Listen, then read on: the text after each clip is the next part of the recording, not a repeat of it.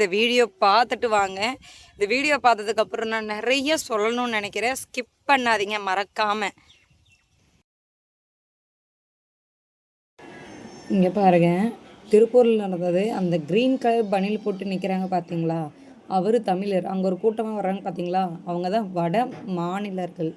இங்கே பாருங்கள், சம்பள ஊதியத்தினால பிரச்சனை வந்து வாக்குவாதமாகி எப்படி அவங்கள போட்டு அடி அடின்னு அடிக்கிறாங்கன்னு பாருங்கள்.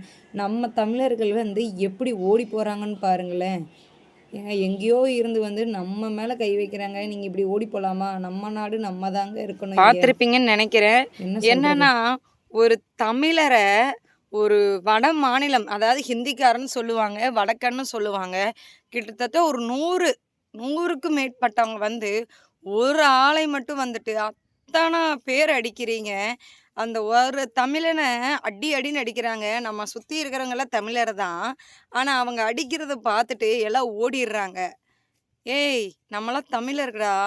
வெளிமாநிலத்திலிருந்து, அதாவது வெளிநாட்டில், அதாவது வெளி மாநிலத்தில் இருந்து வந்து நம்ம மேலே கை வைக்கிறாங்க. நாளைக்கு இவங்க மேலே, நம்ம தமிழர் மேலே கை வச்சது நாளைக்கு என் மேலே வைக்கலாம், உன் மேலே வைக்கலாம், ஏன் நம்ம குழந்தைங்க மேலேயும் கூட வைக்கலாம். என்னடா பண்ணிட்டுருக்கிறீங்க? பயந்து ஓடுறாங்க. நம்ம தமிழர் மேலே கை வைக்கிறாங்க. நம்ம நாட்டுக்குள்ளே வந்துட்டு அடிக்கிறாங்க. அடிக்கிறவனை தடுக்காம நம்ம தமிழர்கள் எல்லாம் ஓடுறாங்க. எங்கேயோ இருந்து வந்த ஹிந்திக்காரங்கெல்லாம் தமிழரை போட்டு அடி அடின்னு அடிக்கிறாங்க. டேய், நாடு எங்கடா போயிட்டுருக்குது? அது மட்டும் இல்லைங்க, கம்பெனியில் நாங்கள் ஒர்க் பண்ணுறோம். இவங்களுக்கு வந்துட்டு ரேட்டு ஒரு 10 பைசா 20 பைசா கம்மியாக இருந்தால் அதிகமாக பீஸை அடிச்சுட்டு, ரேட் கம்மியாக இருந்தாலும் அடிச்சிட்றாங்க. இதில் எங்களுக்கு எங்கெங்க வேலை இருக்கும்? ஏன்னா அவங்களுக்கு நம்ம தமிழர் மேலே தான் முக்கால்வாசி குறைன்னு தான் நான் சொல்லுவேன். ஏன்னா அத்தனை குறை இருக்குது, அவ்வளோ குறை இருக்குது. ஏன் இப்படி பண்ணுறாங்கன்னு எனக்கே தெரியல. இப்போ வந்துட்டு ஒரு கட்டு எடுத்து கொடுன்னா நம்மளை விட ஃபாஸ்ட்டாக அடித்து நம்ம வந்து நார்மலாக அடிப்போம். அவங்க வந்துட்டு எக்ஸ்பீரியன்ஸான டெய்லரு, விடியும் பகலுமாக உட்காந்து தைப்பாங்க. ஆனால் நாங்களால முடியாது, செகண்டில் அடிச்சுட்டு போயிடுவாங்க. எங்களுக்கு கட்டு இருக்காது. கேட்டால் நல்லா தமிழ்நாட்டுக்கு வந்து தமிழும் வேறு கற்றுக்கிட்டாங்களா, ஏய் என்ன நீ அடிக்கிற நீ அடிக்கிற அப்படின்னு சொல்லிட்டு நம்மளுக்கு ஈக்குவலாக போட்டி போட்டு சண்டை பிடிக்கிறாங்க. என்னடா இது, என்னடா பண்ணுறீங்க?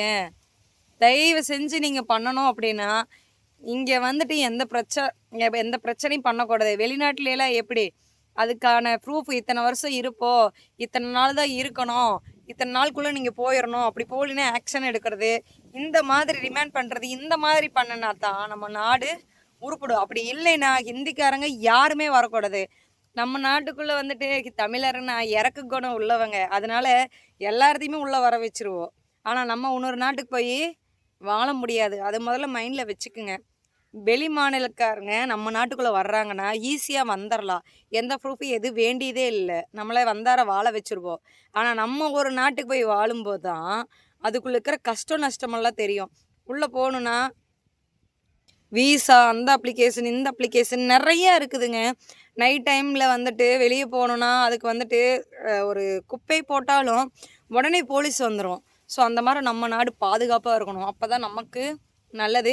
தயவு செஞ்சு எங்கள் வேலை திருப்பி வேணும் அப்படின்னா ஹிந்திக்காரங்க போனால் மட்டும்தான், வட மாநிலர்கள் அவங்க போனால் மட்டும்தான் திருப்பி திருப்பூராக இருக்கும். இல்லைன்னா திருப்பூர் சுத்தமாக ஹிந்திக்காரங்க நிறைஞ்ச ஒடிசா, பீகார் இந்த மாதிரி தான் இருக்கும். தயவு செஞ்சு அனுப்பிடுங்க.